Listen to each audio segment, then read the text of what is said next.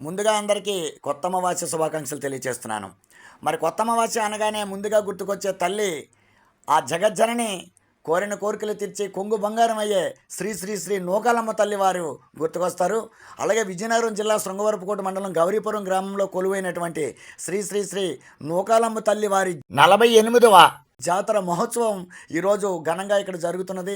అనేక గ్రామాల నుంచి భక్తులు అధిక సంఖ్యలో ఇక్కడికి విచ్చేసి తల్లిని దర్శించుకుంటారు. వీరు కోరిన కోరికలు తీర్చాలని తల్లిని మనస్ఫూర్తిగా వేడుకొని మొక్కులు తీర్చుకుంటారు.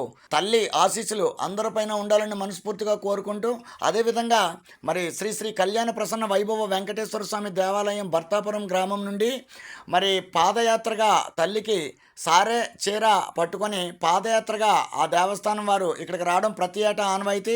వారు పాదయాత్రగా మరి గౌరీపురం వరకు పాదయాత్రగా వచ్చి తల్లికి సారే చీరే సమర్పించుకుంటారు. ఈ నూకాల తల్లి పండగను రాష్ట్ర స్థాయి పండగగా ప్రకటించినందుకు రాష్ట్ర ముఖ్యమంత్రి వర్యులకు మరియు కొంతాల రామకృష్ణ గారికి స్పెషల్ థ్యాంక్స్ తెలియజేస్తున్నాము.